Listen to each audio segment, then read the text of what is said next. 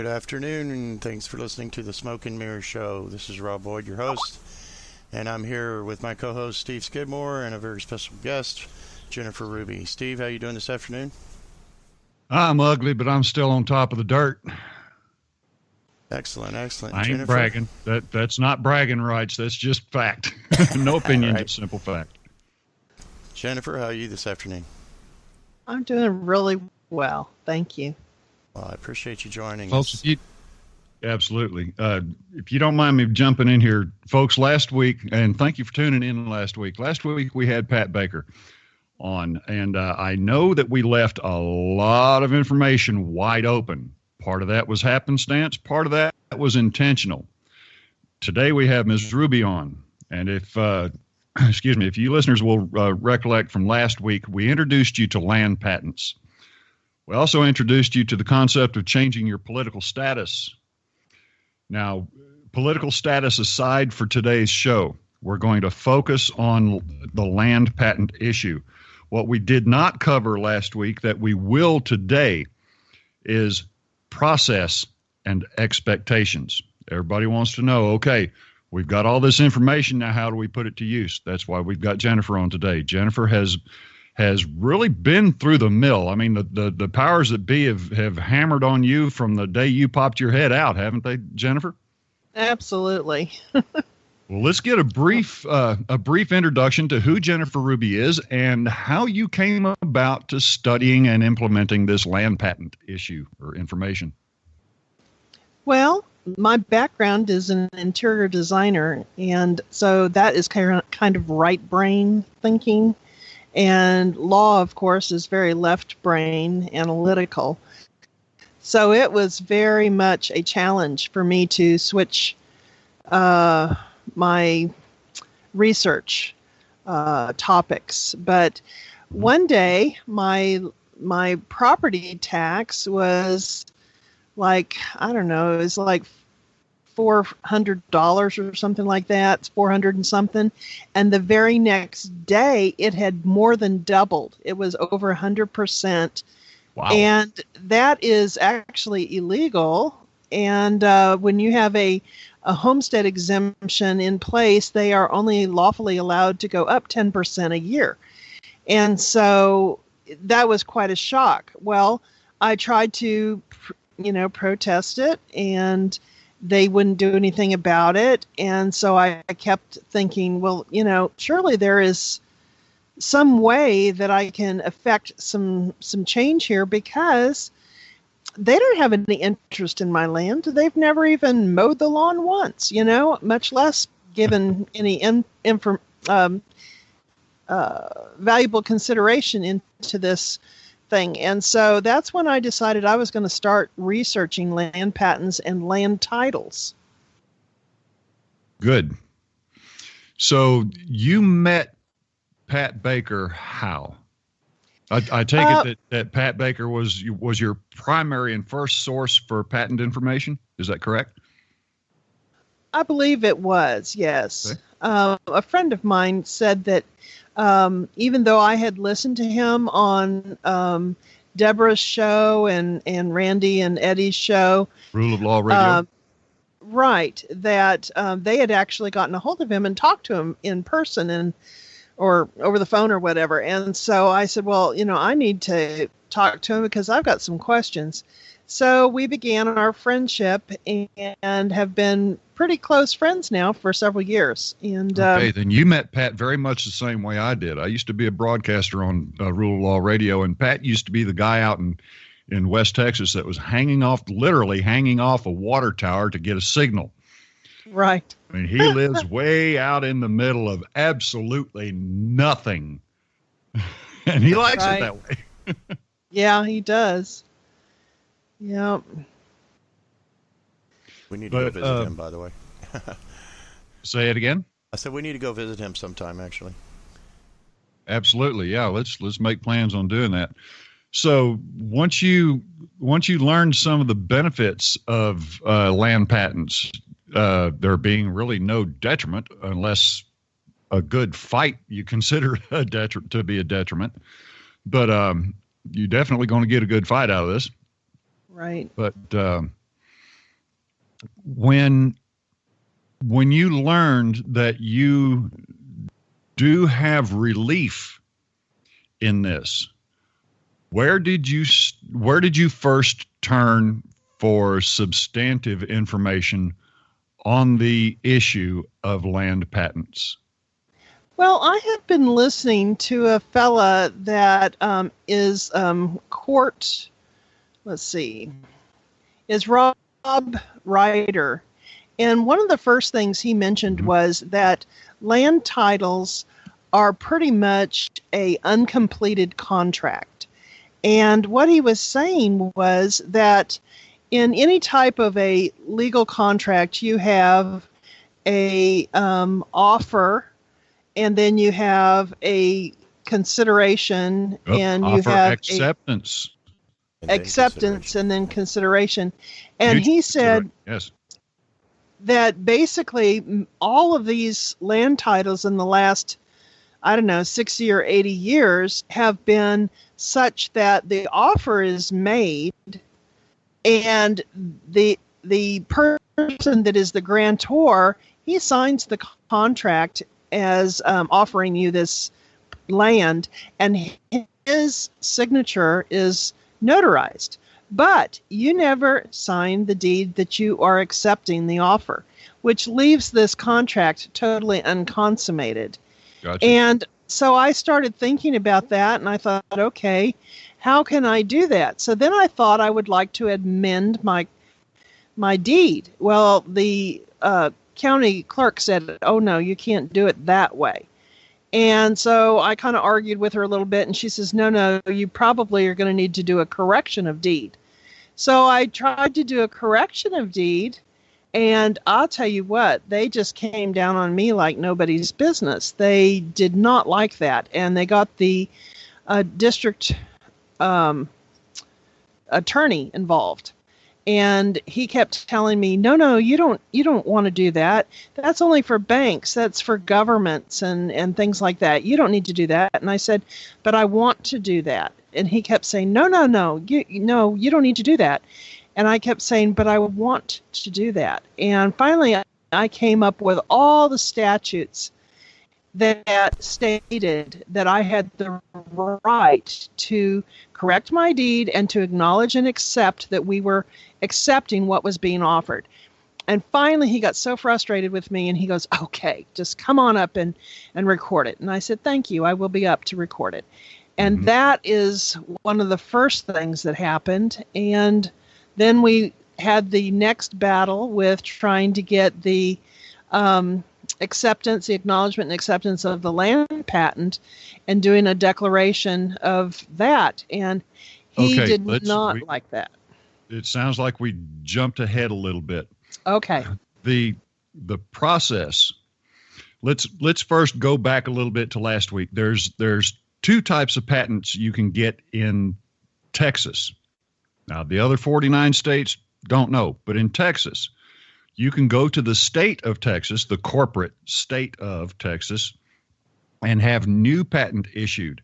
The first thing you lose there is your water and mineral rights. Correct.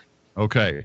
Or there's this other patent that's been there since the mid-1800s that nobody is using right now. This was issued by the Republic of Texas back before the state ever existed.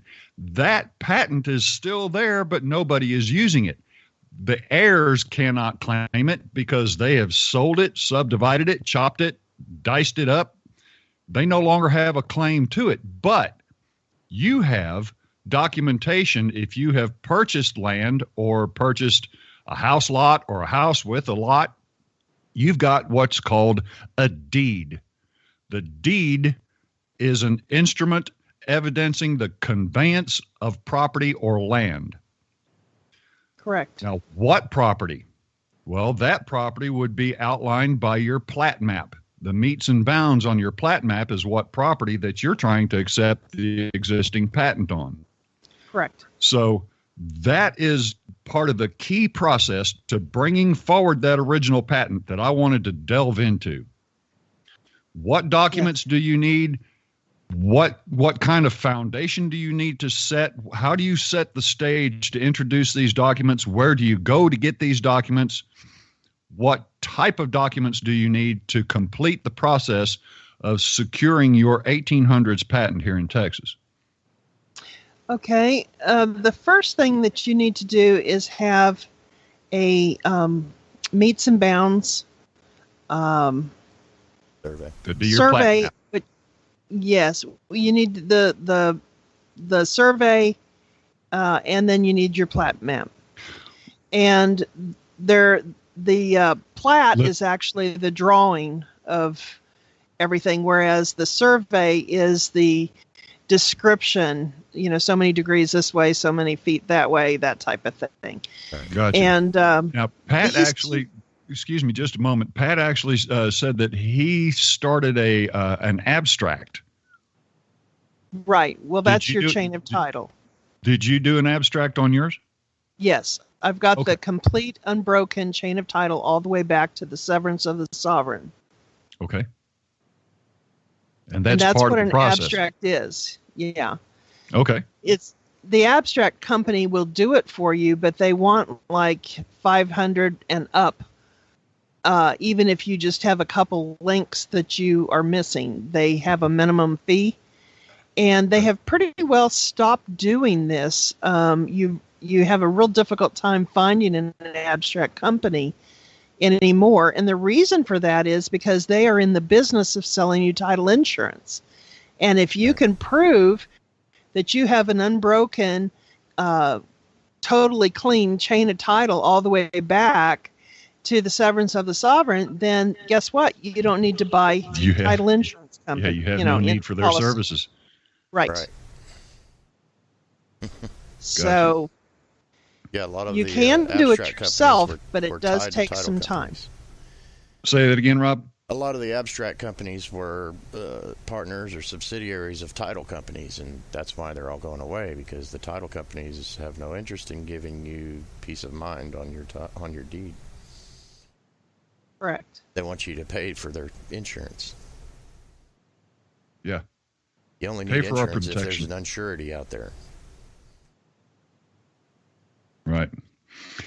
Okay, so you get an abstract done, then you need to identify what property it is that you're accepting a patent on, and that would bring us back to where I interrupted. That would be your the meets and bounds in your plat map.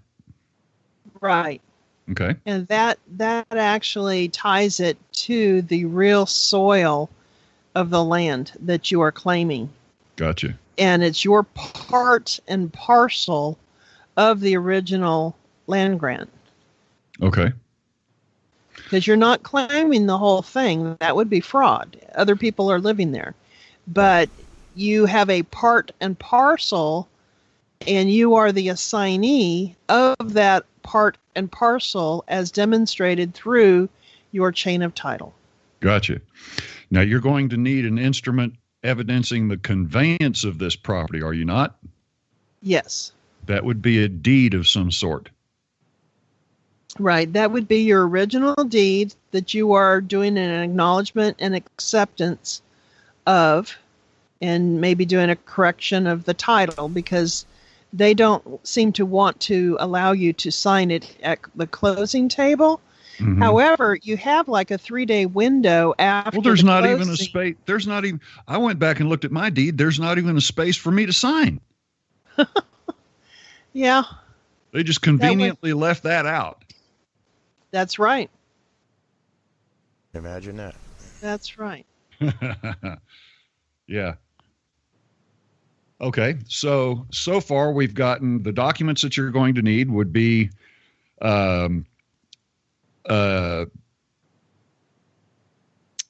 abstract, a survey, a deed, a plat map.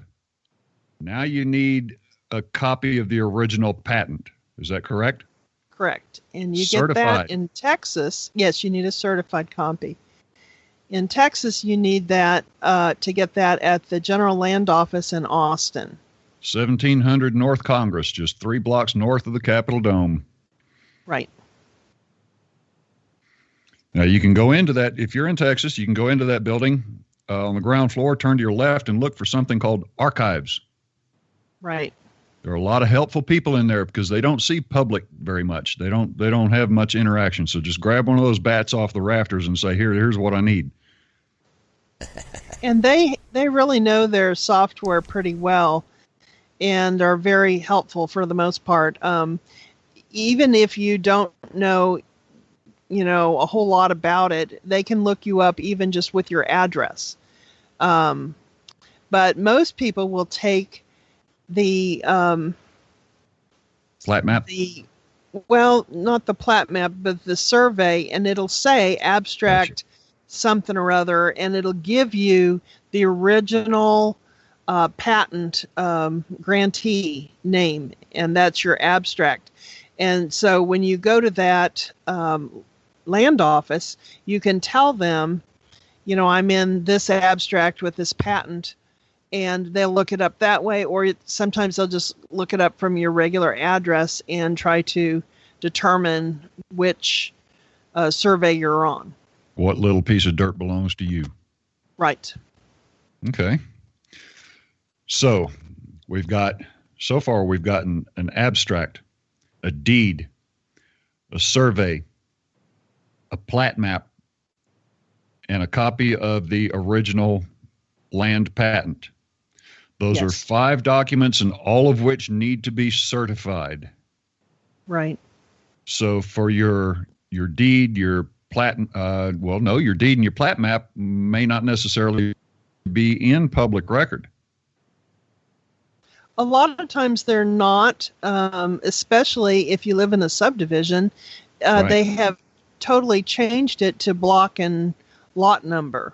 Mm-hmm. And that's more of a statutory description. It's color of law. It is not actually tied to the soil. And that's what you need to have, is something that's actually tied to the soil. Right. That would be your plat map. Right. With a meets and bounds description. Yeah. Okay. So once you've gotten all of these documents certified and in order, what's the next step? Well, you need to actually do some sort of a declaration. Okay. And what you're doing is you are not issuing yourself a patent. That is not at all what you're doing. You are acknowledging that there is issued. Right, that there was an original land patent or land grant, and that you, through the chain of title that is unbroken with no tax sales to break it, that you are the assignee of that original land grant. And so as the assignee, you have rights and they have duties to you. Now we can see the landscape starting to change. Mm-hmm. Okay. This is when your public servants become your servants instead of your masters. Right. Okay. We introduced our listening audience to your website last week, and that would be landgrantpatent.org. Landgrantpatent.org. Now, do you have any examples of the documentation that you have used on your website to bring forward your... Okay. Can you guide us to that? Yes. In the chain of title tab, there's... That would be the second one down under home. Right. Mm-hmm. Land title and deeds. At the bottom, there's a link that says, how can you research and document your chain of title abstract yourself? And there's a Word document there that you can download. And it gives you kind of a form that you can go from this person to that person, and then from that person back to this other person. See what I mean? And you have a way of just kind of documenting the entire chain of title using that form. Excellent. So you don't necessarily need an abstract company or a title Not company to if do you're an abstract. able to do it yourself. However, you'll find that a lot of times there's a lot of ins and outs that are. I'm helping a friend of mine do some of her own research, and what she's running into is that these people had large families. And so when somebody died, it would go to the heirs of like 5 different people. Well, sometimes the land had been transferred into the trustee's name. Or if it was a woman, sometimes it would be in her trustee's name. So even though the land had been transferred to the daughter, it wouldn't be in her name. And so that gets really confusing when you're only looking at names in these, land grant books that they've got in the county recorder's office. Mm-hmm. It gets kind of confusing. And so sometimes you have to work from the front, like from the most current, your deed. You have to work back, and then sometimes you start from the back and you work forward and hope that you can meet in the middle somewhere. It can be very challenging, and it does take a lot of time. None of this is something that's just, handed to you on a silver platter. It just isn't. Unless you have plenty of money that you can just fork out and have somebody do it for you. Yeah, and who's got that? I've heard it said many times that nothing good comes easy. Right. Nothing of value is handed to you, that's for sure. That's right. You got to fight for it. Now, once you have drafted, now let's add some clarity. Your declaration would be in an affidavit form. Would that be correct? Yes, and it can be in a declaration with an affidavit at the end. Okay.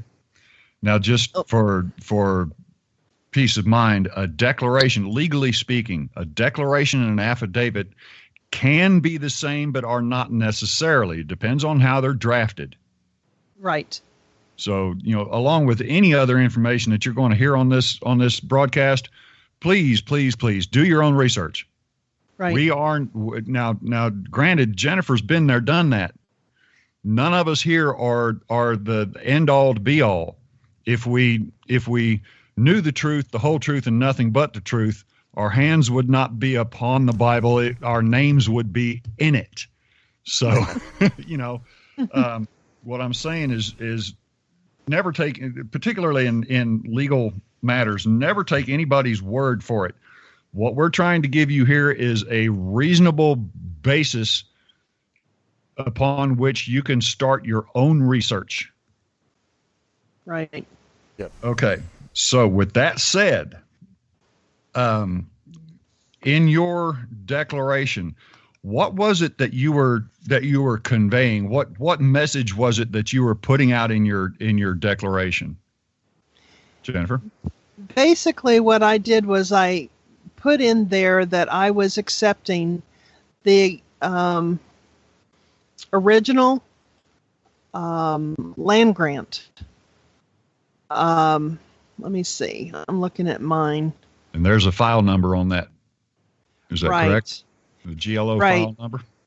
Right. What we're doing is we are declaring that we are accepting the assignment of the original land patent. And you have a land patent number, you have a volume number, you have a certificate number, you have a file number, you have an abstract number, you have the county district number, and what type of patent it is. In mine, it was a first-class headright. Ah, nice. There's second-class headrights. There's third-class headrights. There's warrant and bounty patents. There's different types. There's school patents. Mm-hmm. And then you have to, describe it a little bit. So I put for the originally held a couple thousand acres here to the original patentee, to his heirs, and to his assigns forever. And I put originally issued on a certain date.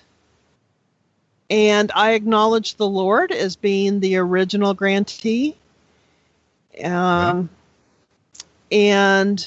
through the office of the steward, which was the president of the republic, because we are all stewards before the Lord.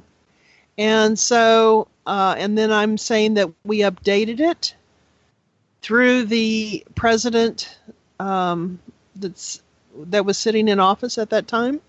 Okay. And when you do these things, it's better if you can actually spell out dates. So I actually spelled out 2011. Instead of using the numerical. Right. Because the written word always trumps the absolutely. Just this actual date put on there. Yes, it shows clearer intent. Right. Okay. And there can be no mistake if you do it that way. Correct. And in mine, I did it nunc pro tunc, back to the original date of the land grant. Okay. And that way it sucks it up to the date that land was divested of all right and title by the sovereign. Okay. And so I am claiming all the rights, privileges, and immunities that belong to the grantee on that date. Okay. Makes sense. Yeah. So once you've gotten all of these documents together, you've drafted your acceptance, you've gotten all of your certified documents in order. Now what? File them into the public record? Yes, and that can be sometimes a challenge because problematic. they do not want to allow you. You know, it's kind of like when you possess as your property the goose that lays a golden egg, you don't really want to let that golden goose go. Right. And that's the problem that you're running into, is that the county recorder is not going to necessarily work with you to cut down the amount of money that comes into the county. And so it's really kind of a challenge. And in my situation, the district attorney got involved, and he sent all of my paperwork, both my patent update as well as my confirmatory patent. He sent everything to the Attorney General's office 3 times. Fantastic. And so the Attorney General at that time was Greg Abbott, who is now the governor. Mm-hmm. And in all 3 cases, his office told him to, stand down, that everything was legal, and told him to allow me to come up and record it. And so I did. And now that we're having issues, with getting things recognized, and let go as it should be. When you say when you say let go, let's define let go. You're trying to remove your piece of land from the tax rolls. Is that what you mean by let go? Yes, because it's not really a matter of the tax, the tax assessor, so much as that is a, what would they call that? That is a symptom of the problem, that they have not recognized that they do not have any authority on your land. It's a symptom of the problem. It's not the problem itself. It's a symptom that they have not accepted this. Okay. And so I've been working with the land commissioner, and I have a letter here from his attorney, and his attorney has, said in writing in this letter that the state of Texas has been divested of all title, and they don't have any interest in the land. But the county seems to not get that through their head. Well, the county would be a subsidiary division of the state. So if the state has no claim, the county can't have a claim. Nemo dat quod non habet. No man gives what he does not have. If the state has no right and interest, they cannot convey any right and interest to the county. Nor can the county convey that to the city, nor can the city convey that to any homeowners association or anything like that. So if the state doesn't have a claim, nobody under the state has a claim. Now, this is the one of the problems that you're having is you cannot get the county to basically say the same thing that the state has already said. Would that be fair to say? That would be fair to say. Okay. Well, looking at your situation, they just doubled your taxes. So let's go back to Pat for just a few minutes. I think he'd mentioned that he was paying like $37, $38 a year in taxes. So what? We're not going to miss that. But you, on the other hand, you went from 400 to 800 or better. So now there's a bigger stake in the claim, and that's annual revenues that they don't want to let go. So let's suffice it to say that the more your property taxes are, the more fight the county's going to put. True. And it really is a huge problem because people are losing their homes left and right. I was talking to a lady the other day who lives in Katy off of Fry Road in a very, very nice house. Mm-hmm. And her house is totally paid off. And she still owes over $2,400. Let's see, what did she say? $2,400 a month, I think she said, because it was a huge, huge bill at the end of the year. And I told her, I said, that is like a house payment, on a house like this. I mean, I was shocked. And the problem is that they are trying to transfer our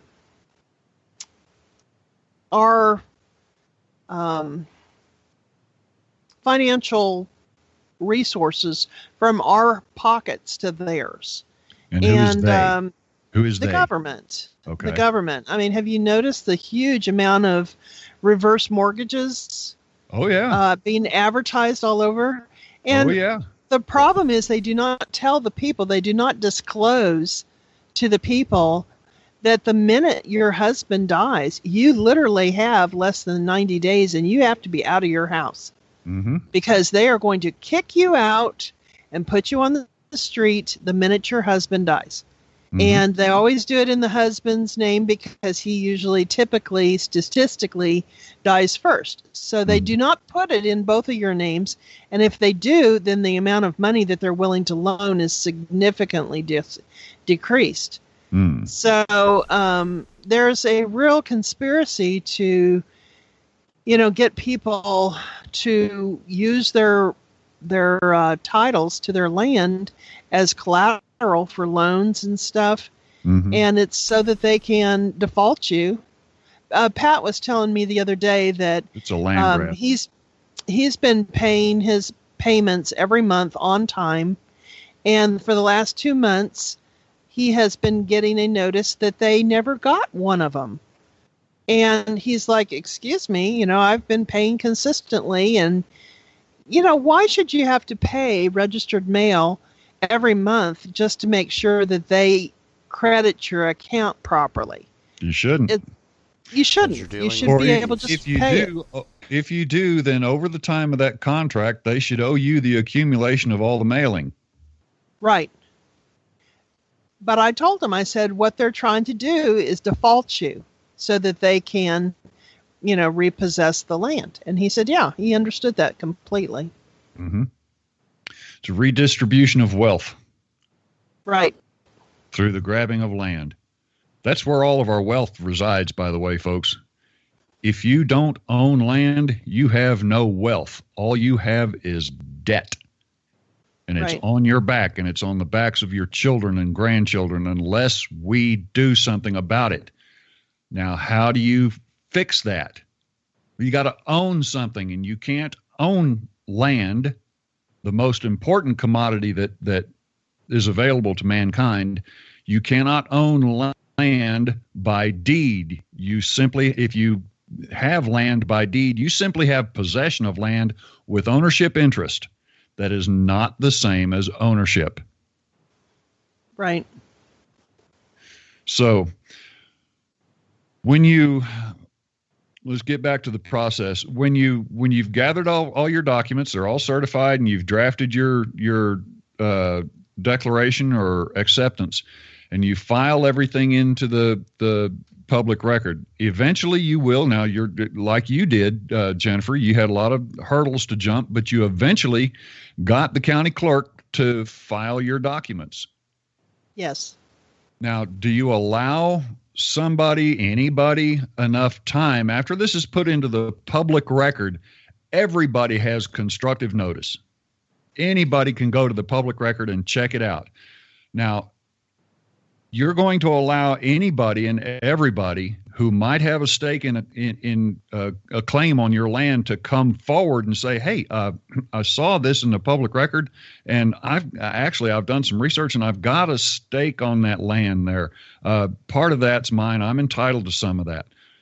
Am I correct in saying that it would be fair, after putting it into the public record, that you give an amount of time for anybody to step forward and pronounce their claim? You have to do that.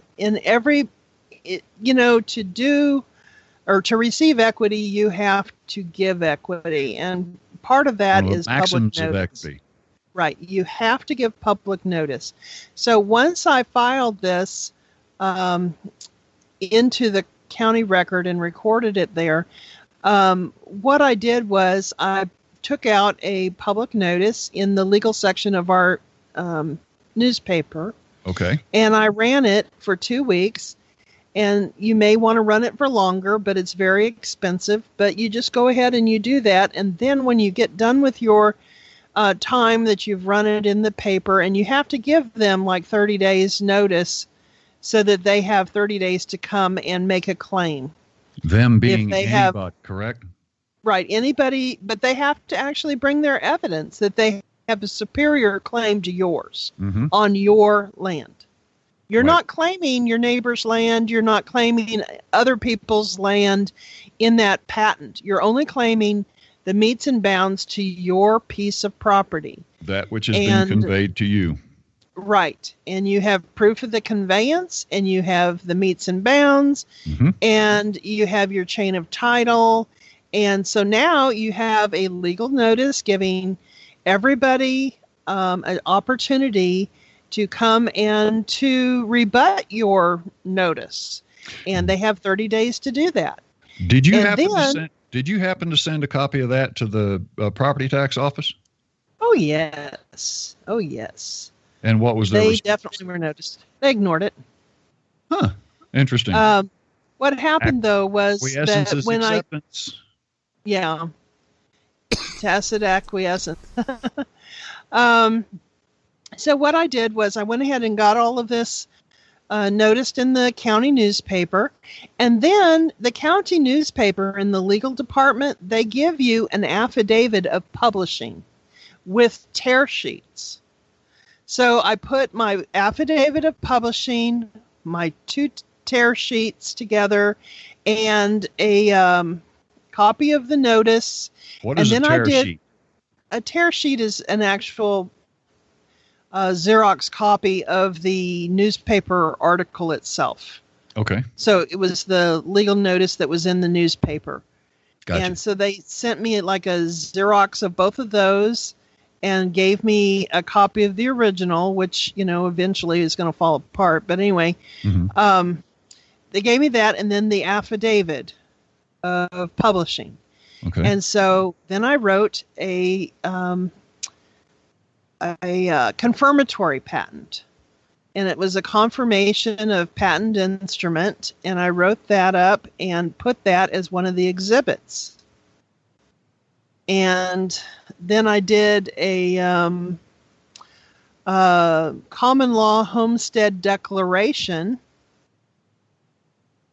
as opposed to a statutory application for homestead exemption. See, all of these things very... Before we go any further, let's discuss the legal ramifications behind the word application. When you apply, you are making a plea or begging someone else to conform to your will. This is my wish. Would you please do this?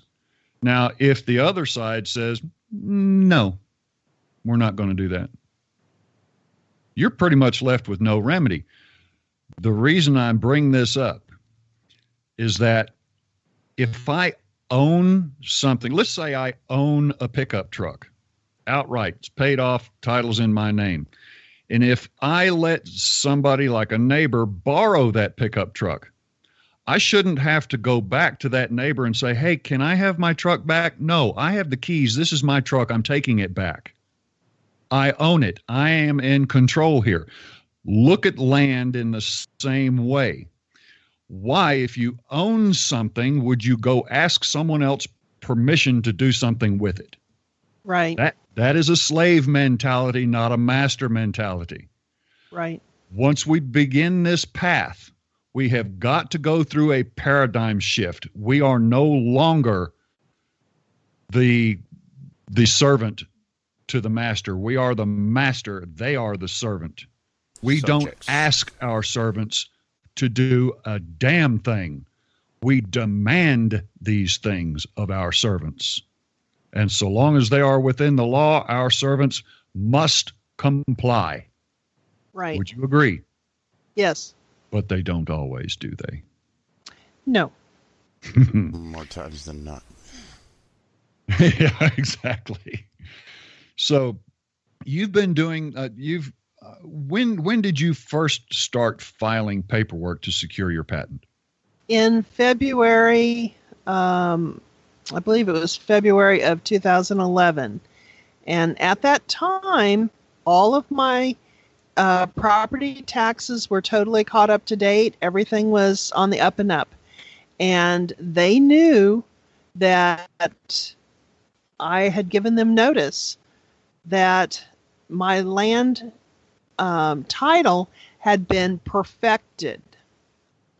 And Okay. being perfected, it goes from color of law to a lawful title because it's been perfected by your acknowledgement and your acceptance and your stipulations of all of the different aspects of what you were perfecting. And so they were given notice both publicly in the newspaper. They were given notice in the county recorder's office. They were given copies themselves because I mailed them copies.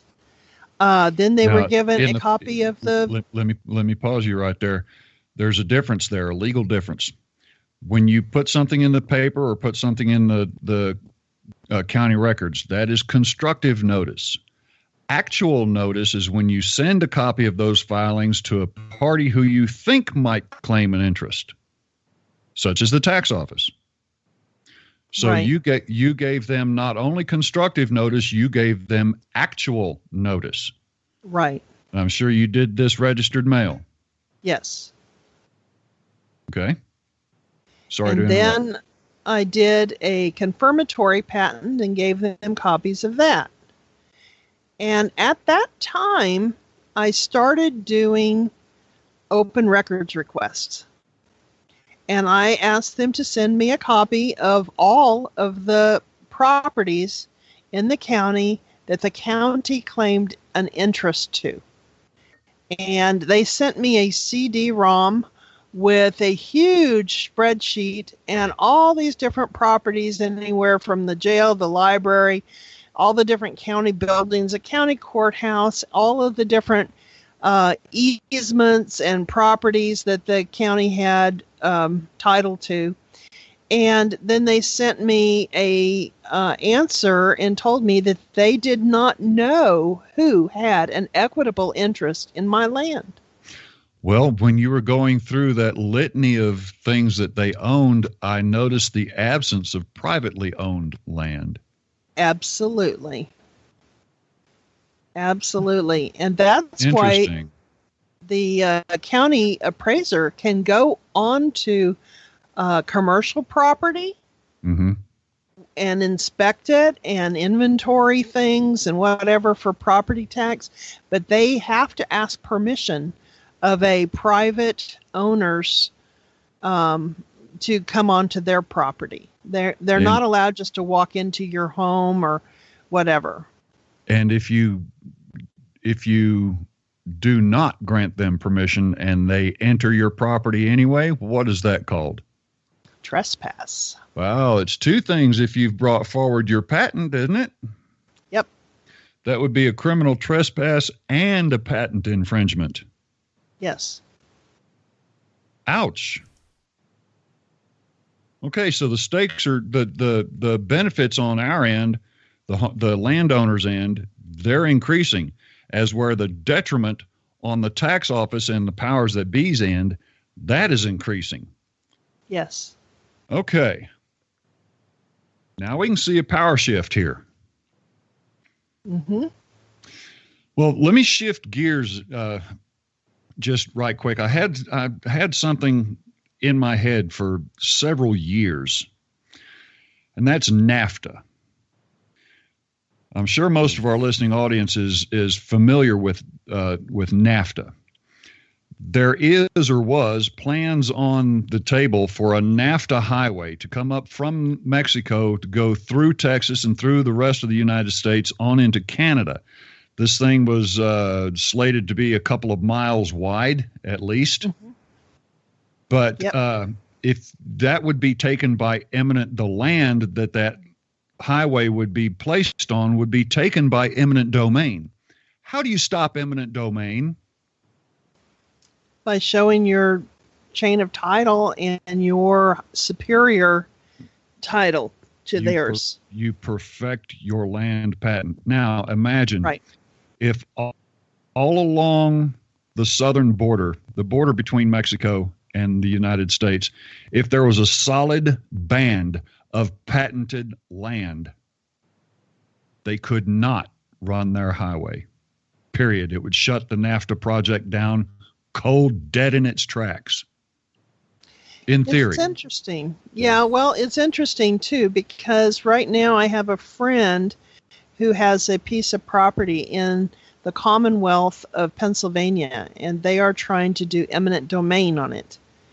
And he is not an attorney.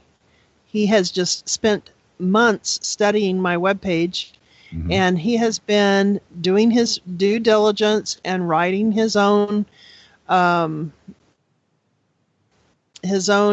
notices and motions and documents, and just putting in all the court cases and everything. And he has held them off now for months. And usually they just come in and say, we own your property as of yesterday, and you don't have anything to say about it. But because he has a complete unbroken chain of title from now all the way back to before Pennsylvania even became a state, before William Penn, the property that he has the patent on came from 5 Indian tribes. And they cannot figure out what to do with him because... Good. When you look at Black's Law and you look at what it says about eminent domain, it talks about the power to take private property for public use by the state, municipalities, and private persons or corporations authorized to exercise the functions of public character. And then it states in here that the right of eminent domain is the right of that state through its regular organization to reassert, either temporarily or permanently, its dominion over any portion of the soil of the state on account of public exigency and for the public good. But what happens is if they never had the property in their name and their title, if they never had possession of that property before, then They can't get it. they can't reassert what they never had to begin with. They can't resume what they never had Zoom to start with. It goes back to that legal maxim, nemo dat quod non habet. That's in English, that means no man gives what he does not have. That's right. Nor can you exercise a right that you don't have. And it's not a right. The state does not have rights. The state has privileges granted by us. Right. There was a congressman who is named Stephen A. Douglas. This was a quote that he had published in the Public Record of the Congressional Globe, 31st Congress, First Session, June 26, 1850, page 848. And it said, "We have never acted upon the principle that ownership of soil is an essential ingredient of sovereignty. The United States government has never held 1 foot of land by virtue of its sovereignty. Sovereignty was not the title by which we have claimed or held 1 acre of public lands. We hold the lands by virtue of the same title that an individual possesses his own estate. The government holds its lands by deeds of conveyance." Well, that makes perfect sense. Let's go back and look at what government actually is supposed to be. A government of the people, by the people, for the people. So the government is a public body, or should be. We know now that it's a private corporate body, but if it is a de jure government, it is made up of the people, by the people, and for the people. Yes. If that be the case, then only people can hold land, not government. They can't, let's say some government entity came across a land patent and said, "Hey, I want to bring this forward." They can't do what we can do. No.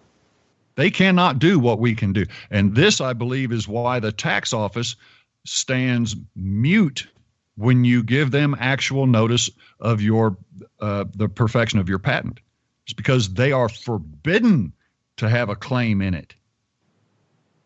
It's interesting. In the United States Supreme Court Records, Volume 12A, on states, territories, and possessions, on page 10 of subsection 5, it has a quote here from the McCullough versus State court case. And it says, "The sovereignty of a state extends to everything which exists by its own authority or is introduced by its permission, but does it extend to those means which are employed by Congress to carry into execution powers conferred on that body by the people of the United States?" And the answer to that is, we think it's demonstrable that it does not. Those powers were not given by the people of a single state. They are given by the people of the United States to a government whose laws, made in pursuance of the Constitution, are declared to be supreme. Consequently, the people of a single state cannot confer a sovereignty which will extend over them. Huh. Okay. Which, to me, that says that if the state of Texas is trying to make a claim on my property, which actually never came from them, it Right. does not exist by its own authority, and it was not introduced by its permission. It came from a previous foreign nation. And the superseding of that nation is the state of Texas, but it is governed by the law of the trust, which is written into the 1845 Constitution. Mm-hmm. And there is a provision there that protects the landowners that held land under the Republic or under Spain or Mexico, so that when Texas became a state, they couldn't just, take their land from the people that possessed it. Right. Mm-hmm. It was already ceded into private hands. Exactly. Okay. Well, at what point then did the government of the day, to today's corporate government, when did they start laying claim to land? They really don't have a legitimate claim, but the tacit implication is that they have a claim if they can remove you from it. Right. If they can tax you right out of your ownership of your land, then in what ownership percentage do you have? I mean, if you can lose your land, even though it's paid for, then you really don't own it, you're renting it. I would say then, exactly, yes, then your claim to it is inferior to those who can take it away from you. Right. And interesting... There's only one way of correcting that I know of, and that's to go through the process that we're discussing now. Right. It may be an arduous process, but you've got to ask yourself at some point, at what point do I want to absolutely outright own what until now I thought was already mine? That is a very important distinction. We all need to, really look at that, because what is happening all across our nation is that people are being told that they cannot have a pond on their property that collects rainwater that is actually given to them by God when He causes it to rain. Mm-hmm. And they call that hoarding water or something, and they're not allowed to do that. And then other people are told that they're not allowed to have a garden.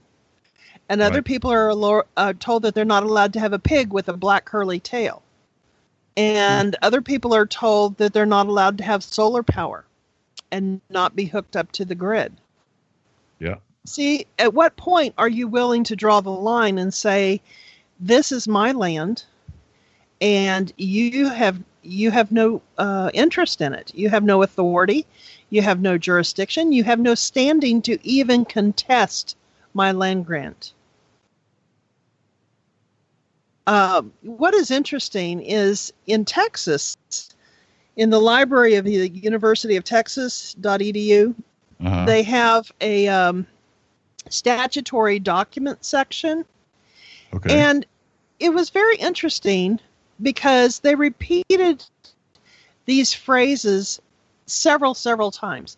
And it talks about the records filed with the Texas Secretary of State statutory documents section comprise deeds to property, title abstracts, deeds of cession of jurisdiction, and other documents which legally transfer title of property and jurisdiction between the state of Texas and other parties, including private individuals, corporations, legal governments, and federal government of the United States.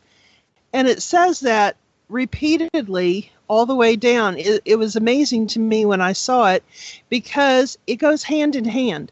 When they divest themselves of title to the property, they also divest themselves of jurisdiction. Correct. And I've found that in American jurisprudence, in corpus juris secundum, in numerous court cases. Interesting. Yeah. So then what what our counties are collectively doing, or states are collectively doing, is repugnant to positive law. Yes, it is. And it's very unfortunate that people have not spent the time to really look at what the law actually says, and they have no clue. And if you don't read, then guess what? The truth can be hidden in plain sight. Sure it can. That's the best place to hide anything. Absolutely. We're all given a choice. We're all when we're brought into this thing called life, we're all given a choice. Are you going to be a spectator or are you going to be an active participant? Well, I was a spectator for a long time, and then I started reading law. And I got off the bench, and I started getting active. When I say started getting active, I started reading the law for myself and not taking it from the words of police officers who have never read the law themselves, not taking it from the mouths of attorneys who have, chances are, not read the same thing. A perfect example would be the transportation code. I use this for an example because I know for a fact that since I have read the law and I have read definitions in case law of transportation, I am not engaged in the commercial venture called transportation. Therefore, that body of code does not apply to me so long as I am acting in my own private capacity. Now, when you read that for yourself, you have knowledge. Knowledge is not power, folks. Knowledge is just simply knowing something. You can sit on your couch all day long knowing the truth, but until you put your action and your energy behind it, it's just simply knowledge. Knowledge only becomes power when you put your energy behind it. We're giving you knowledge. Now the question is, are you going to be a spectator or are you going to be an active participant in life?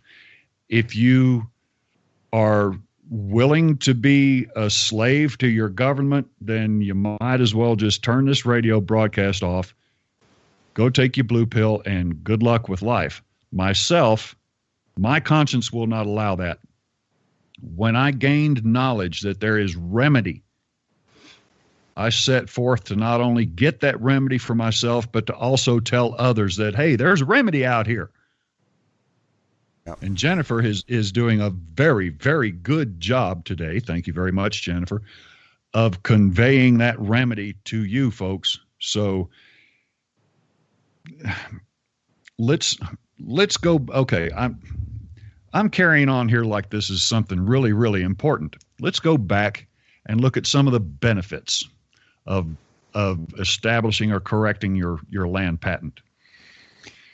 If you vote, you vote as a slave. You tell your elector who you want as your next slave master.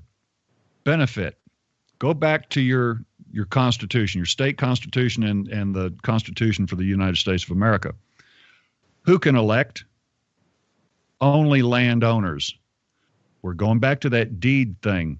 If you have land by deed, you don't own it. So you're a voter. You're relegated to telling your elector who you want as your next slave master. You want to take over the Electoral College? Own land. Become an elector. Own land. There's one big benefit right there, political benefit.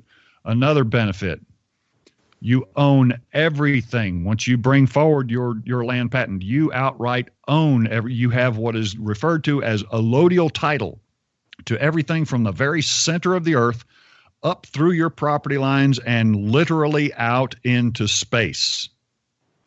Let me kind of go over a little bit about allodial title. Sure. There were several different documents that I found, and I found them in looking at a court case called Wallace versus Harmstead. And it was a quote, and it said, "The American people, before developing a properly functioning stable government, developed a stable system of land ownership, whereby the people owned their land absolutely, and in a manner similar to the king in common law England." What was that case site? Wallace versus Wallace versus Harmstead. Thank you. Harmstad. And it's 44 PA 492, and it's in 1863. And the rest of that quote says, as allodium means, or is defined as, a man's own land, which he possesses merely in his own right, without owing any rent or service to any superior. So I took that and I started looking up books of the law that actually had that quote in it. And what I found was there was a whole series of books. And what it started off as was a letter or a report from the Commissioner of the General Land Office of the United States. And he made that report to the Secretary of the Interior. Now, this was in the year 1870. And what he said there was the doctrine of tenure is entirely exploded. It has no existence, even in theory. Though the word may be used for the sake of convenience, it is with an accommodated signification from which the last vestige of feudal import has been eliminated.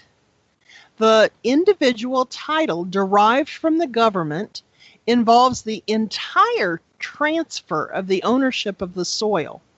It is totally, purely allodial, with all of the incidents pertaining to that title as substantial as in the infancy of Teutonic civilization. Following in the wake of this fundamental reform in our state land laws are several others which constitute appropriate corollaries. Now, that quote and a bunch more went from the Secretary of the Interior, who had received it from the General Land Commissioner, and he took that same information and he forwarded it to both houses, the House of Representatives. And then they forwarded it to Congress, and then it became part of the congressional serial set. And it's the third session of the 46th Congress, and they called it the Congressional Serial Set, and that was in 1880 to 1881. And they told me at the Federal Archives that this was the precursor to the Federal Register. And it ended up to be like 30 books. And on page 712 of the digitized book, it states, all the slavish and military part of the ancient feudal tenures was thus effectually prevented from taking root in American soil, and the colonists escaped from the oppressive burdens. In short, for most purposes, our land may be deemed to be perfectly allodial or held of no superior at all. Very interesting. And then that also became part of the Organic Acts for the territories of the United States. And so this was written in page 269. It begins the review of the Ordinance of 1787, which was the Northwest Ordinance, and the change of tenures and estates therein. And it states, free and unconditional alienation is now the rule of the national government in disposal of the public domain and encouraged by all the states and territories in land transfers. And it said, let's see, most of the feudal incidents of tenure, which in the colonies were of mere form, were abolished in many of the states after the Revolution, and by the United States in the Immortal Ordinance of 1787, which was Northwest Ordinance, the most progressive and Republican act ever performed by a nation in relation to the estates of her people. It made the individual absolutely independent of the state and the entire owner of his or her home. So when was that written? That was written in 1880, 1881. Okay. All of these things that she's reading to you come from her website in the Yes. on the homepage there.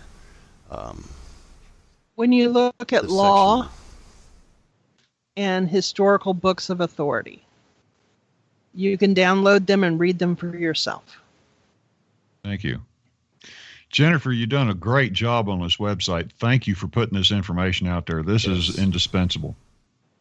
You're welcome. Absolutely indispensable. Fantastic Folks, resource.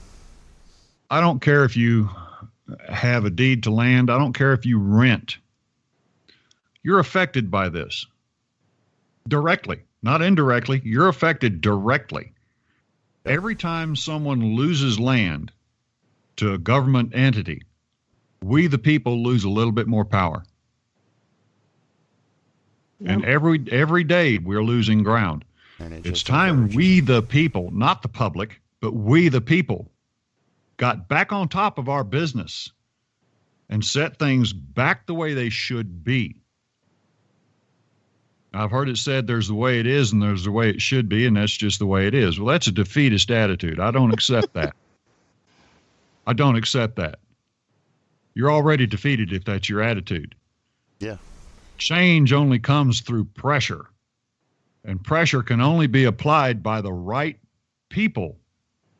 Sun Tzu taught us in The Art of War that to vanquish your enemy, you've got to first know yourself and know your enemy. Folks, a lot of you, I'm afraid, don't even realize there's an enemy out there. The enemy is your government. They're the ones trying to take your land. They're the ones trying to steal your power. They're the ones who demand your energy. Is that not what an enemy does? Yeah, In my mind, that is not what a friend does. That's not what an ally does. That's what an enemy does. Right. So, if we are to still ever free. live as a true free people, we've got to know who we are. Part of that is knowing who we are through the eyes of our enemy. I think Jennifer might be the first one to tell you that her enemies have viewed her as an insignificant flea on the back of a dog. Right. Would that be a fair analogy? Yeah, I think Yes. Jennifer's. Okay. So, fleas bite, don't they? Fleas can kill a dog if there's enough fleas on the dog. So, okay, I'll be a true. flea. Give me a dog.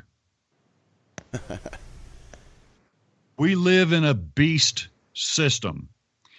If it is a beast system, you will never negotiate with it. You will never defeat it in open warfare. You will never reason with it.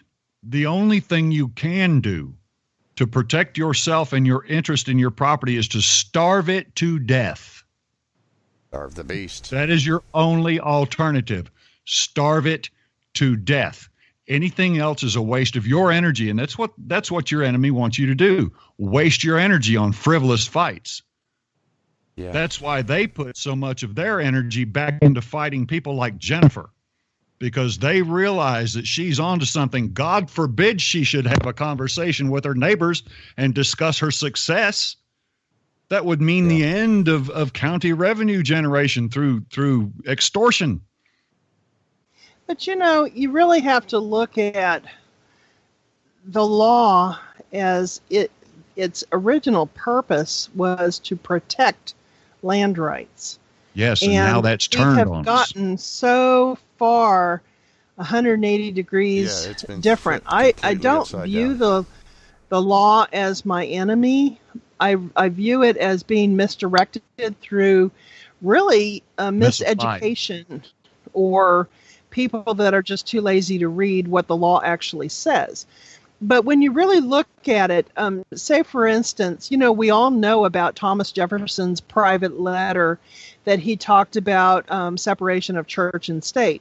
Mm-hmm. And that separation was not intended to be the church being removed from government. It was from the government being removed from the church, so Yes. that the church could do the work of God without interference of the government. But there is also a very interesting letter that Thomas Jefferson wrote to Edmund Pendleton in August of 1776. And he states in there the opinion of our lands, the opinion that our lands were allodial possessions is one that I have long held, and had in my eye during a pretty considerable part of my law reading, which I have always found strengthened it. In other words, his study of the law of America stated that all land titles in America are allodial. Mm-hmm. And I've shown that in book after book after book, court case after court case, American jurisprudence, corpus juris secundum. It's proven repeatedly all the way through there. And, they don't want to actually look at the law and state, okay, this is where I have standing to actually even contest your land title. They don't want to discuss their standing. They don't want to discuss jurisdiction. They don't want to discuss where they think that they might have an interest in your land. They just want to presume, and it's all done by wavering consent. And if you don't object, if you don't give them notice and time that they can bring a rebuttal and provide their superior evidence for interest in your land, then, you really haven't given them an equitable solution. And we all have to give each other notice. And that's we're getting back into the maxims of equity. Right. Yes. And so what this is all about is giving notice and showing the law the way it actually states it, and then going into looking at relation back theories and principles. Whenever you talk about principles, you are talking about kind of in the same idea as a maxim. You're talking about principles. And in our law books, they talk about the principle of relation back. And what it is it refers to the laws that were in force when the land was granted, are the land laws or the land rights that land is governed by. And so we have to kind of look at that and say, okay, we cannot superimpose today's understanding and today's politically correct views as laws that actually govern this piece of property that was divested of right and title back in the 1800s. Back then, it was the laws that were in force at the time that it was granted that govern the property. And that makes perfect. That's prior to the Articles of Incorporation and the institution of statutes versus positive law. Right. So then, in essence, you're saying that once you bring forward your land patent, your original land patent, you're taking your land out from under the jurisdiction of any statute. Is that fair to say? Yes. Okay. So then your land is governed by the organic laws of this nation and state. Right. Organic law. What is organic law, folks? Organic laws are the Constitution and the amendments thereto, the Articles of Incorporation. I'm sorry, Declaration of Independence. Declaration of Independence, and the I didn't mean the Articles of Incorporation. I meant the oh dear God. Oh, I'll think of it here in just a second. It's on the tip of my tongue. If I could see it, I could read it.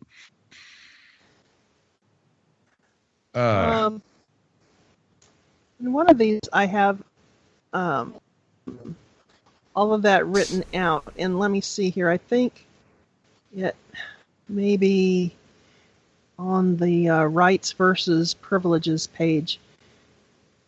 I'm not sure. Confederate Papers. Not Confederate Papers. What was it? Articles I'm getting of close. Confederation. Articles of Confederation.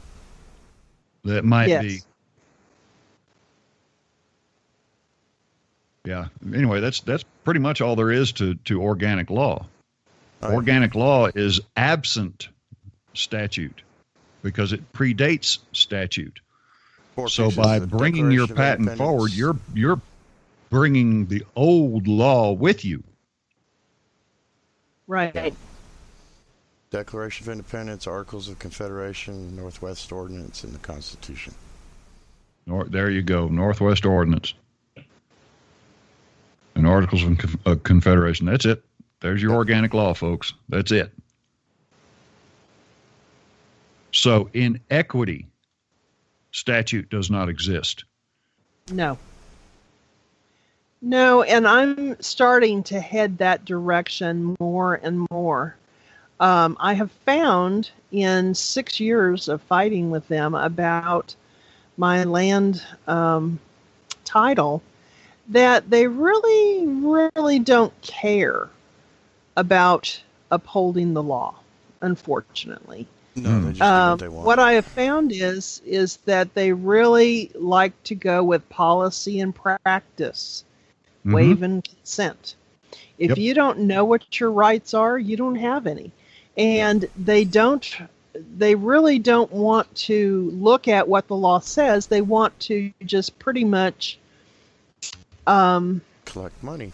go with, well, we've done it this way for 100 That's years. the ultimate You know, goal. why are you fighting me now? Because you've been doing it wrong for 100 years.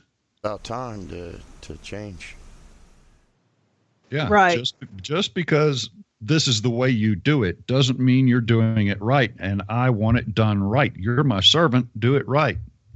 Yeah. They've actually come out and said it. What was the I don't know if it was a Supreme Court judge or circuit court or whatever, but it was about the 16th Amendment, and he acknowledged that it was never ratified, never properly ratified. But we've been doing it this way for so long. We're just going to do it this way. Right. I mean, it's Right. in your face. Oh, I have I found it. It's under the law tab, and then under the law tab, it has a subtab called the Organic Laws of the United States of America. Yeah. There you go. That's it. And in there's an article by Al Adask, and he goes through all of these different Al's a pretty sharp guy. organic laws. Yes. And he goes through the Declaration of Independence, the Articles of Confederation, the Northwest Ordinance, and the Constitution of the United States. Mm-hmm. And it's an excellent article. Perfect.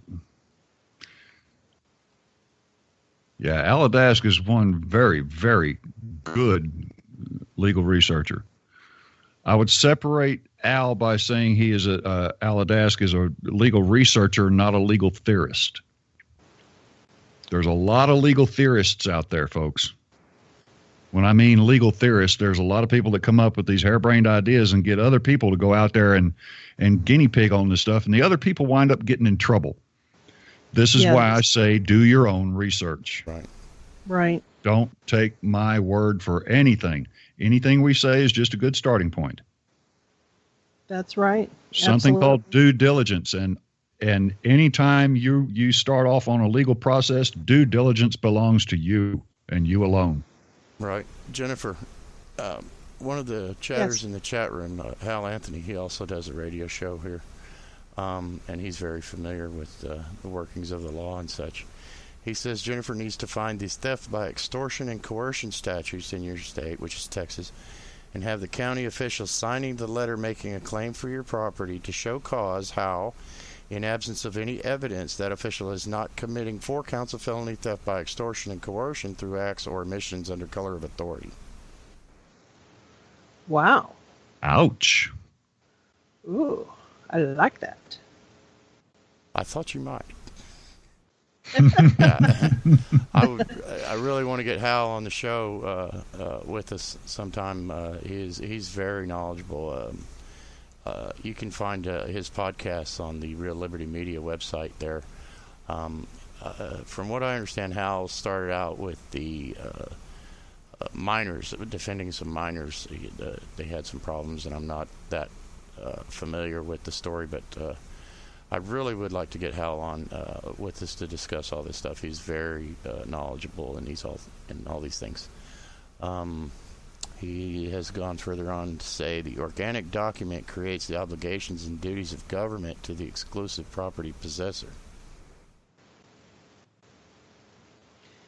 Yeah, I would have to agree with that. Yeah. Well, it's really interesting. I do have a taxation page here. Uh-huh.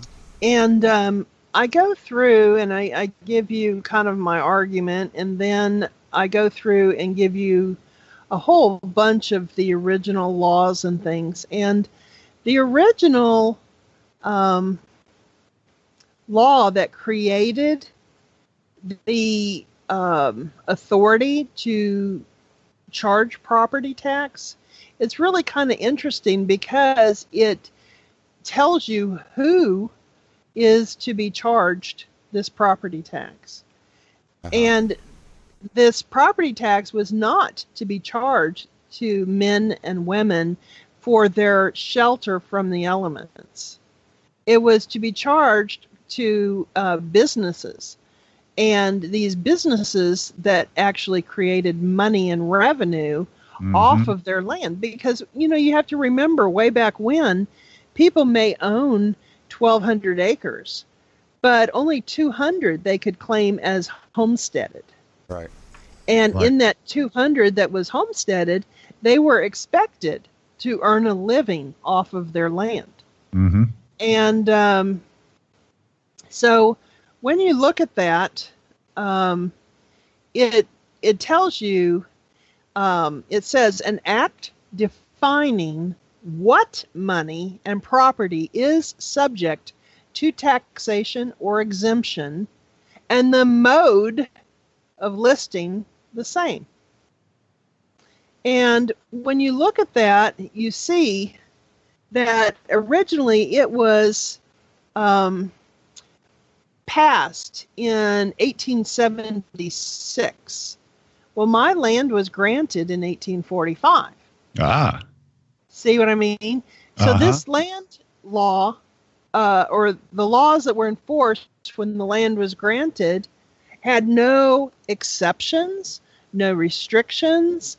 There was nothing that gave provision for them charging property tax on the land back in 1845. And the 1845 Constitution stated that all rights of men in action should remain in the exact same position as they were under the Republic of Texas as when they came under the United States of America as one of the several states. So when you look at that, it states right here, let's see. That tells me the Republic of Texas is still recognized and still active. It is actually, because there's a Rule 56. I don't know if you've ever... Yep. Rule 56 of Texas Civil Rules of Procedure. Right. It's also reflected in the rotunda of the Capitol building. Right. But in this section 4 of this document here, this Laws of Texas, chapter 156 through 157 of this act, it states the term person, whenever used in this act or in any other act regulating the assessment and collection of taxes, didn't just say property taxes, it said just taxes, shall be construed to include firm, company, or corporation. They define what the term, it's not what the word, it says what the term person means. And it states in there, or any other act. See, it covers all of that. So this is the law that gave them authority to charge tax in Texas. But it talks about who should be charged this tax and on what. See? So they have never proved, and this was actually carried over for years and years and years, over 100 years. And then it just kind of like forgot to be included in one of the last Updates. What do they call that? Yeah, when they modify it. But that was in 1977 when they just forgot to put that definition in. But it never was repealed. So it's still in full force and effect. Mm-hmm. It's just missing out of sight so that people that are trying to research all of this can't find it because it's not actually listed currently. But it's still active in full force and effect. And that's what gives them the authority and the jurisdiction and the standing to bring anyone into court is this particular law, because it was amended and it was brought forward all the way from 1876 all the way to 1977. Yeah. It's just not in there. It doesn't show. Just to retouch the civil rules, it was Rule 53 of Texas Rules of Civil Procedure, special act or law. A pleading founded wholly or in part of any private or special act or law of this state or of the Republic of Texas need only recite the title thereof, the date of its approval, and set out in substance so much of such act or laws as may be pertinent to the cause of action or defense. Right. So yes, the Republic of Texas is still recognized, still active, still in full swing. It's just nobody uses it. Right. House says revisions is the term you're looking for. Right, revision. Mm-hmm. There you go. But they are only allowed to revise without substantive change. Correct. But you and I know there's always a substantive change. Even moving a comma could be a substantive change. Right. Right. And that is a well, when you look at this, I'm sorry. Go ahead. There is a case in point out there for the comma thing. I forget what it is. It's something to do with the traffic code, or transportation code. Yeah. I'm sorry. And try the Constitution as well. Oh, yeah. Yep. When you look at the website under law and under Texas, this is under taxation. If you look at the taxation page, clear down about halfway, it has the 1845 Constitution joining the U.S., and it has Article 7, General Provisions. And Section 20, it says, the right of property and of action which have been acquired under the Constitution and the laws of the Republic of Texas shall not be divested, nor shall any rights or actions which have been divested, barred, or declared null and void by the Constitution and laws of the Republic of Texas be reinvested, revived, or restated by this Constitution. But the same shall remain precisely in the situation in which they were before the adoption of this Constitution. And then it talks about the legislature shall have the power to protect by law from forced sale a certain portion of property of all heads of families, the homestead of a family not to exceed 200 acres of land in value not to exceed $2,000 shall not be subject to forced sale for any debts hereafter contracted, nor shall the owner, if a married man, be at liberty to alienate the same unless by the consent of his wife, in such manner as the legislature shall hereafter point out. Taxation shall be equal and uniform throughout the state. All property in the state shall be taxed in proportion to its value, to be ascertained as directed by law. Okay, and we already said so many, I guess it was like 30 years later when this tax thing came up, it directed, by law. Okay, except such property as 2/3 of both houses of the legislature may think proper to exempt from taxation. And so, the legislature shall have the power to lay an income tax. Of course, we don't have one in Texas.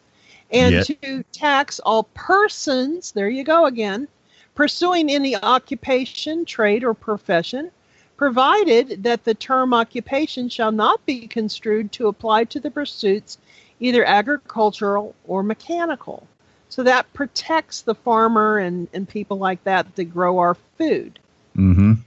And then it talks about the $250 worth of household furniture, but that was at 1845. And then I have a conversion chart down here. So $250 worth of $1845 would be worth $7,812.50 in 2015. And that's just in household furniture. And $2,000 in 1845 would be worth $62,500 in 2015 in land and improvements. So, there is a huge protection here that they built in to protect people from losing their property. And, it was the intent by people that were registered to vote that they must own land. And the reason wasn't to penalize people to not be able to vote that didn't own land. That wasn't it. It was so that people that voted would never vote to have the taxes raised so much that they would lose their property by being taxed out of it. Like what's going on today? Absolutely. So they have given the right to vote to people that do not have any interest in it because they don't own any property. They're living in an apartment. What do they care what homeowners have as obligations? They don't care. It doesn't affect them. It does. But they're not smart enough to understand how. Right. The apartment that they're living in, their landlord owns that privately. Now, yes, it is a venture capital. It's if you allow a government to raise your landlord's property taxes, guess who's going to be paying the taxes? Right. You. And your rent's going to go up. So yes, you're affected. Right. Yep. Very, very interesting. Yes. Okay, so to get back to process, once you've got everything filed, once you've got everything in place, you allow the 2 weeks, 3 weeks, 4 weeks, whatever, nobody steps forward and claims and blah, blah, blah. I would think that since nobody has stepped forward, like the tax office has stepped forward to say, hey, I've got a claim in this and it's worth $500 a year to me. This begs the question, and Jennifer, you're welcome to tell me it's none of my business. You don't want to put it out on air. That's fine. It's all well and good. But I've got to ask you, When's the last time you sent the tax office a check? Oh, it's been probably 2 years, and that was because they were going to actually put my land on the auction block. And so the Friday afternoon at 3 o'clock, I went in there, and it was raining like crazy, and they were all in the dark. The power had gone out. And I went out there, and I told them, I said, I'm going to tender you involuntary payment of this. And it was actually written right on the bank check that it was an involuntary tender. Made under duress, yeah. Right, under duress, and under what do they call that? When you're put as slavery, what do they call that? Peonage. Peonage. That was it. It was involuntary payment under penalty of duress and peonage. And so they accepted it, they stamped it, received, and everything. But then when they wrote me the receipt, which was later because their computers weren't operating with no electricity, they refused to document that. And so we went back and forth, email, and they refused to document it. But I have it on the check, and they stamped it, received. And so... Then they accepted it. Yes. They never along returned with it. its terms. That's right. And so the terms and defenses, it was tendered pursuant to the terms and defenses that it was tendered under. And so have they threatened you since? Oh, yes. Yes, they've actually set me up for trial on the 28th of February. Okay. And so I'm kind of looking at, number one, if I should ask for a different court, and do it under a complex case, which in equity you would do it as a complex matter rather than case. Right. Or if I should go to the Supreme Court, because you got to work your way up to that. Well, you do if you're statutory. You don't if you're in equity. And Gotcha. I'm starting to do everything in equity. Yep. Because I have found that I cannot find any relief in statutory. There's no relief to be found that I have found. Yeah. It's very, very frustrating when people really don't give a flip. And you go into court, and the judge, who has an oath of office, and he is supposed to be upholding the Constitution and the laws of Texas and the United States, that is his oath. Right. And so you accept his oath of office on and for the record, and then you ask him if he has read your pleadings, and he says no.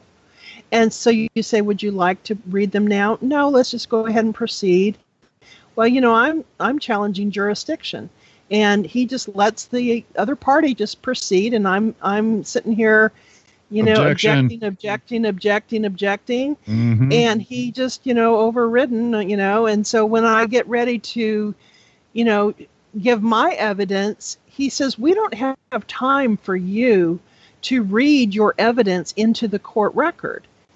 And I'm saying, but this is my defense. And he says, I don't care. I don't have time for you to read that whole thing into the court record. And I said, but this is... Are you familiar with judicial misconduct complaints?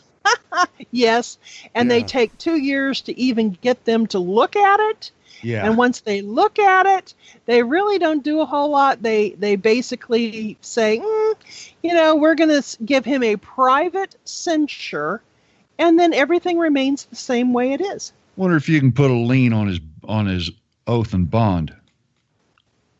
I think you can do a what do they call that? The bond is a risk management bond. And I think if you give them notice, there's a bunch of procedures It has to be notice, and give them time to, Correct the mistake. respond. And then after that, you can put in a claim, I believe. But don't quote me on that, because people do get into trouble a lot. Yes. Putting liens on public officials. There's ways that you have to do it, and That is exactly why we've got Texas Government Code Section 51.104 through 1. Oh Lord, I think it's 101 through 104. Jennifer, one of the back in the day, there was a group of secessionists that called themselves the Republic of Texas. Now, some of these guys that belonged to this group would go in to fight a traffic ticket or whatever, have their backsides handed to them, and in retaliation, they would put a lien on the judge's property, on his house, his land, his cars. They'd probably put a lien on his library card if they could figure out the number.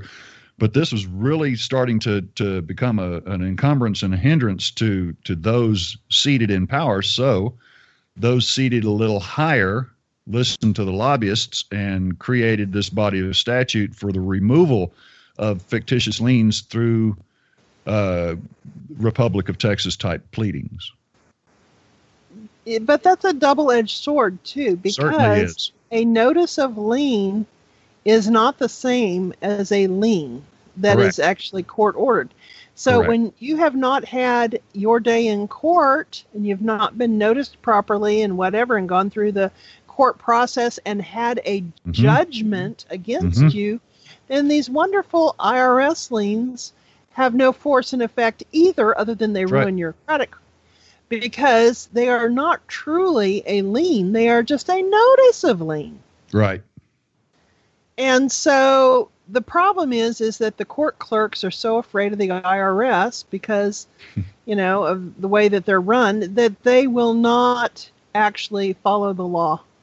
Yeah. And so we have an issue there. But part of it is just really educating people. We need to educate them and say, can you please show me?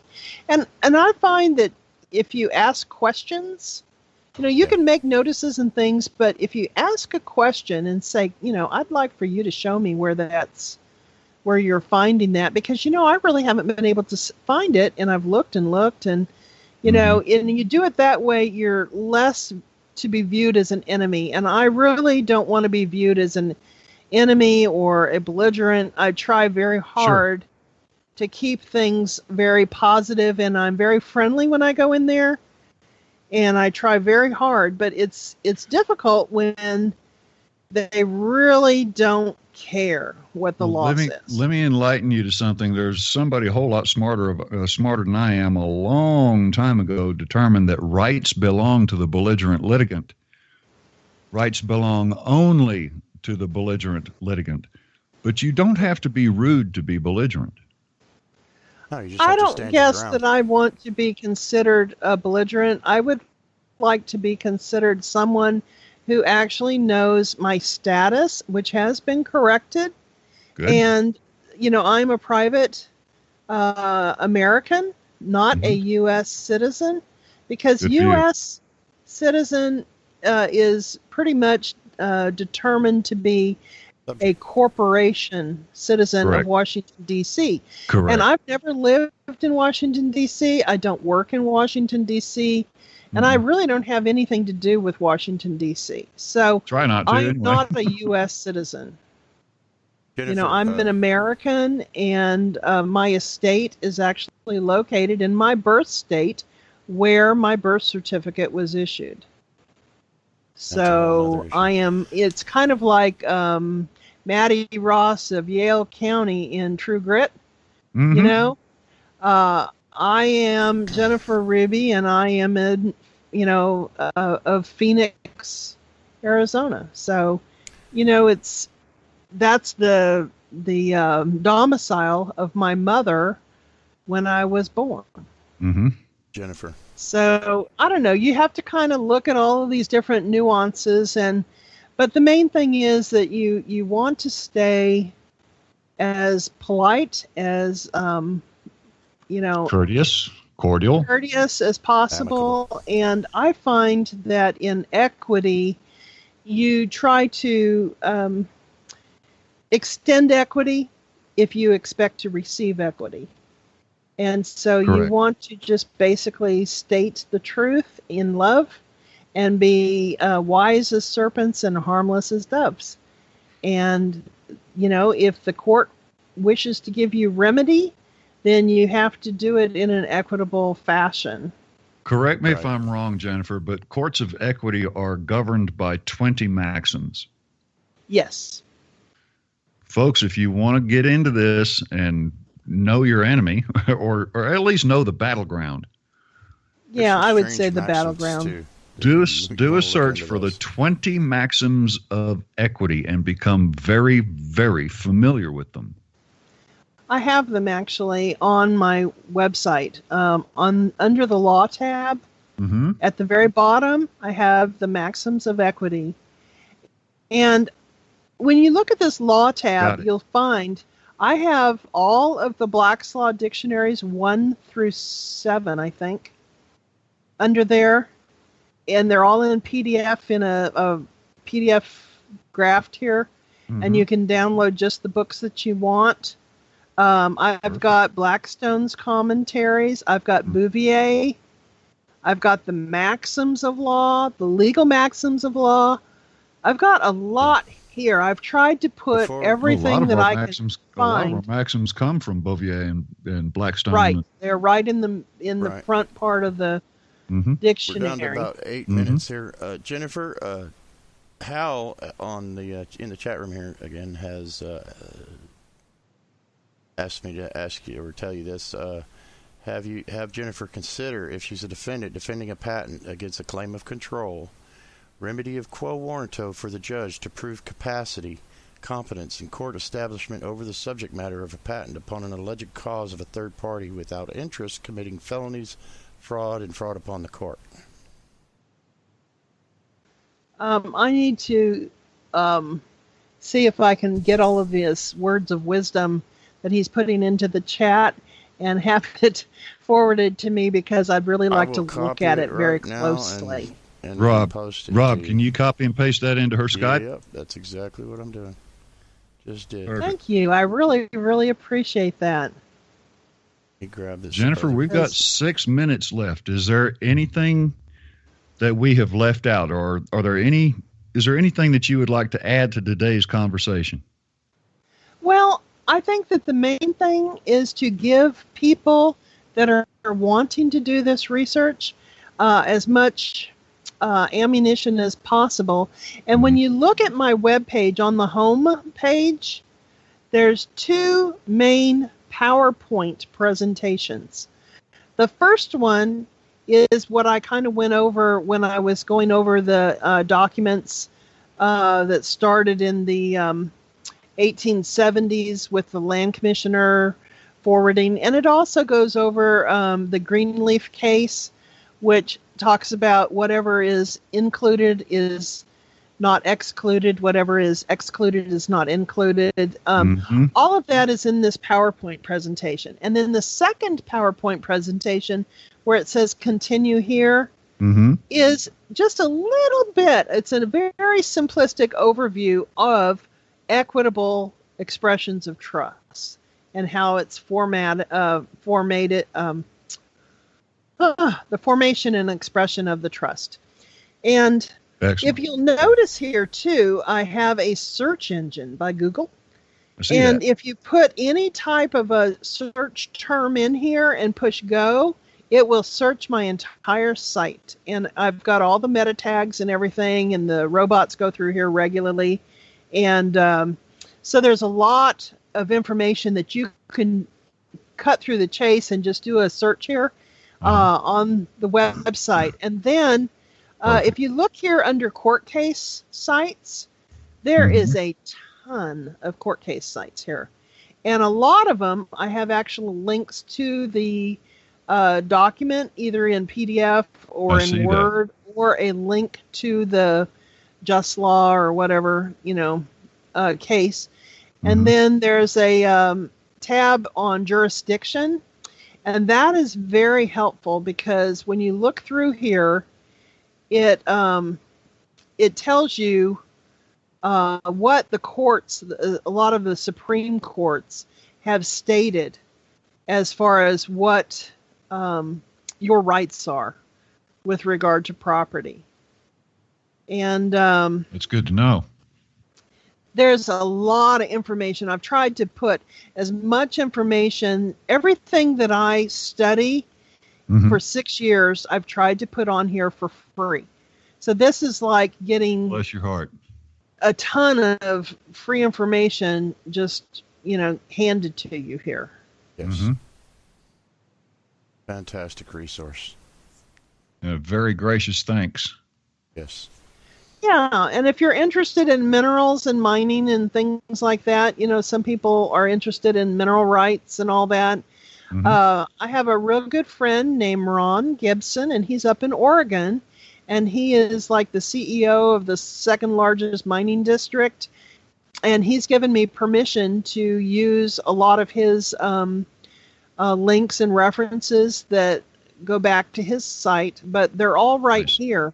Good. And then also there's a lady who's an attorney in LaPorte, Texas, and she does only mineral right litigation for people who own Mexican and Spanish land grants with the mineral rights. And she helps to recover their mineral rights for the heirs of the Spanish and the Mexican land grants. Right. And so I've got information on her.